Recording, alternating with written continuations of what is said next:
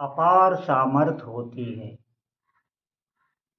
सब कुछ प्रभु जन्म लेने से पहले ही दे चुके होते हैं। अब आप कहेंगे क्या सामर्थ होती है, तो मैं इस शरीर को लेके बात नहीं कर रहा हूं।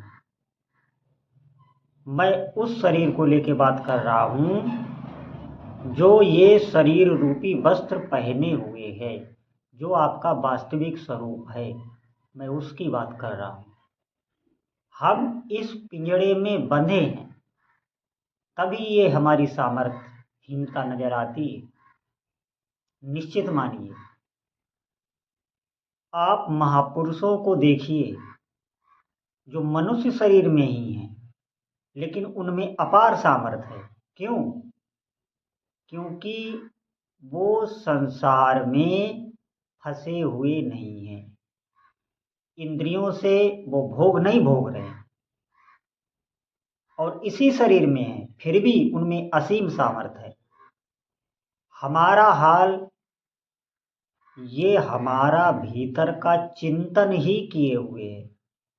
ध्यान देना, ये चिंतन महाशक्ति है। जो भी आप सुन रहे हो, जहां भी सुन रहे हो, इस पर विशेष ध्यान दो। सोचो बैठ के, एकांत में, अकेले में। आप देखना, भीतर एक चिंतन चलता रहता है, सबके चलता है। ये एक बहुत बड़ी ऊर्जा होती है, ये एक बहुत बड़ी शक्ति होती है। आप इसको समझ नहीं पा रहे। मैं आपको बता रहा हूं। जैसे आप जब नाम जप करने बैठते हैं, तो आप नाम जप कर रहे हैं, लेकिन एक वृत्ति कुछ और भी कर रही है।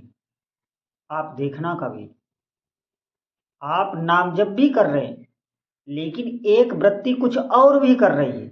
और फिर उसके बाद आप देखना, एक वृत्ति इन दोनों की निगरानी भी कर रही है। सब है हमारे भीतर ही। ये आप अनुभव करना, ये सब अनुभव की वस्तुएं हैं। इन्हें आप दिखा नहीं सकते, ये सिर्फ अनुभव की है।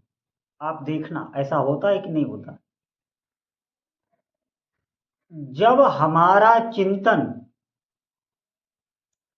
पूर्ण रूप से अपने इष्ट देव में लगने लगता है, उनकी लीलाओं का चिंतन होने लगता है, जैसे हमारा इस शरीर को लेके चिंतन स्वाभाविक ही चलता है। आप देखना, आपका आपको शरीर के इंद्रियों के लेके स्वाभाविक ही चिंतन चलता रहेगा। कभी बताना नहीं पड़ेगा ये शरीर आपका है। बार बार इसी के सुख के लिए बराबर कुछ ना कुछ, इस शरीर के सुख के लिए, इससे संबंधित लोगों के सुख के लिए।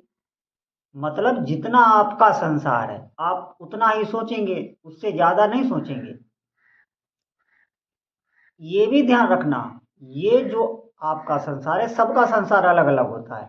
सबका, आप जहां हो, जिस शरीर में हो, उस शरीर से संबंधित जो लोग हैं, जो वातावरण मिला है आपको, जो भी वस्तुएं मिली हैं, जो भी व्यक्ति मिले, वो आपका संसार है। एक बात ध्यान रखना, ये संसार आपने ही खड़ा किया है। मैं अभी दूसरे हिसाब से आपको समझा रहा हूं। मैं एक व्यापक जो ब्रह्म है, जो एक व्यापक शक्ति है, उसको लेके बता रहा हूं आपको। आप देखना, आप जो भी जहां भी हो, वो जो भी संसार है, जो आपके भीतर चल रहा है, जो आपको बाहर व्यक्ति मिले, वस्तुएं मिली हैं, जो भी घटना परिस्थिति आ रही है, वो सब आपका ही बनाया हुआ है, जन्म जन्मांतरों से। ध्यान रखना, भगवान शक्ति देते रहते हैं। जैसे आप जो भीतर से कल्पनाएं करते रहते हैं, जो इच्छाएं करते रहते हैं, उनकी प्रभु बराबर पूर्ति करते रहते हैं। भले आपको इस जन्म में ना मिले, आपकी इस जन्म में जो अधूरी इच्छाएं रह गई, वो उसके लिए फिर अगला जन्म। वो जो ब्रह्म शक्ति में बात कर रहा हूं, वो ये नहीं देखती है कि आप क्या मांग रहे हैं। वो एक जो ब्रह्म शक्ति है, पूरे ब्रह्मांड की जो ऊर्जा है, वो आपके भीतरी चिंतन के हिसाब से आपको देती रहती है। इस बात को कोई बहुत कम लोग समझ पाते हैं। वो जो हमारे भीतर चिंतन चलता रहता है, वही तो प्रभु ने शक्ति दी है हमको। उस शक्ति से आप कुछ भी हासिल कर सकते हैं। ये जो भी जप ध्यान, ये जो भी बताया जाता है, उस चित्त का अपने इष्ट देव में, जो भी आपके इष्ट देव हैं उनमें विलय होने, उस चित्त का जो मैं बता रहा हूं चिंतन आप करते रहते हैं, उसका जब अपने इष्ट देव के चिंतन में विलय हो जाता है तो वही महापुरुष हो जाता है, वही सिद्ध हो जाता है, वही इस जन्म मरण के बंधन से मुक्त हो जाता है, वही दिव्यात्मा हो जाता है, वो इष्ट स्वरूप ही हो जाता है। ध्यान रखना हमारी इस बात को। और जो मैं ब्रह्म शक्ति की बात कर रहा हूं, जो पूरे ब्रह्मांड की ऊर्जा है, वो एक निर्विकार ब्रह्म की मैं बात कर रहा हूं। वो एक ऐसी शक्ति है जो प्रभु ही है, दूसरा नहीं है। अब उस शक्ति का आप चिंतन नहीं कर सकते, उसको लाड़ नहीं लड़ा सकते भगवान की तरह, उनका सगुण रूप से पूजन नहीं कर सकते, लेकिन जिनका आप सगुण रूप में करेंगे वो वही हैं। वो भाव से आपके आगे वही बन के आएंगे जिनका आप पूजन कर रहे हो, और फिर वो ब्रह्म शक्ति वही आपके साथ करेगी जो आपके इष्ट देव चाहेंगे। ये ध्यान रखना।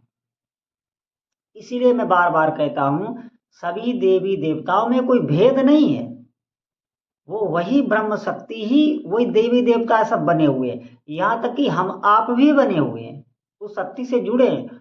वो शक्ति आपके सब मन के संकल्प विकल्प पूरी करती रहती है। बस इन्हीं संकल्पों विकल्पों का रुक जाना, अपने इष्ट देव में विलय हो जाना, इसी को तो मोक्ष कहते हैं, इसी को प्रेम कहते हैं। इसके आगे की अवस्था प्रेम की है, मोक्ष के भी आगे की अवस्था प्रेम की है, क्योंकि उसमें आप अपने प्रभु की जो नित्य लीला है, जो उनका नित्य ध्यान है, वहां पहुंचोगे जब इस शरीर का अंत होगा। उसके बाद जागृत में भी आपको वो लीलाएं अनुभव में आएंगी, उन लीलाओं में आप रहोगे। जो साधक सिद्ध हो जाते हैं वो अपने इष्ट देव की साक्षात लीला देखते हैं, साक्षात। ये मैं कल्पना नहीं आपको बता रहा हूं। अगर इष्ट देव ने उनको किसी लीला में हार पहना दिया तो जागृत में उनके गले में हार पड़ा हुआ होगा, वो किसी को दिखती नहीं है, वो उन्हीं को दिखेंगी। वो आपके बगल में बैठे हुए होंगे और उनको प्रभु के दर्शन हो रहे होंगे, आपको नहीं हो सकती। ये ध्यान रखना। ये प्रभु की सृष्टि है, ये अध्यात्म है, ये सत्य है, ये बिल्कुल आप निश्चित मानिए।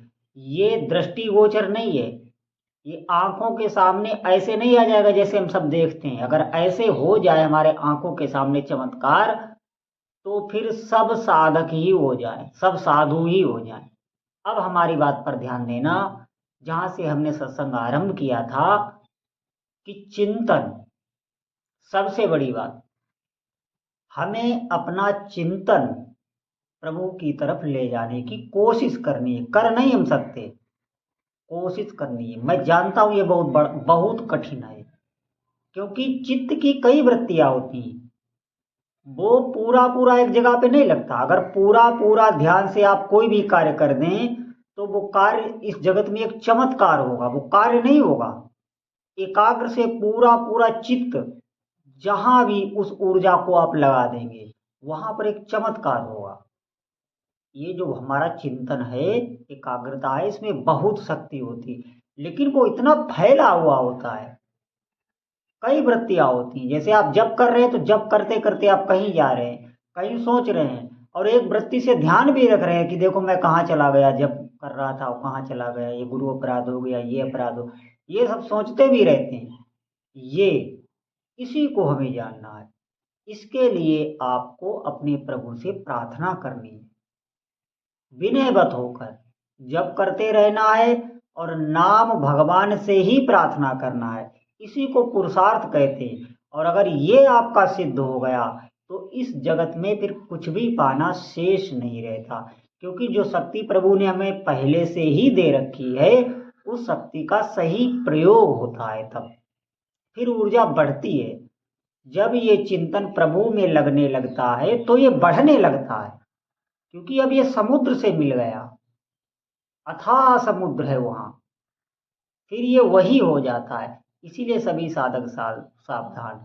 और इस सत्संग को अगर आप ये समझेंगे कि ये सब मनगढ़ंत है, ऐसा कुछ नहीं होता, तो निश्चित मानिए ये मैं जो भी बोला हूँ ये शास्त्रगत बोला हूँ और संतों के अनुभव की मैंने बात आपको बताई है। तो सभी साधक सावधान, आपको नाम जप में ही लगना है, नाम ही आपको वहां तक पहुंचाएगा, ये निश्चित जानिए। और कोई उपाय नहीं है, कोई अवलंबन नहीं है। इसीलिए हमको नाम का आश्रय लेना है, अपने इष्ट देव से प्रार्थना करनी है। बोलो जय जय श्री सीताराम।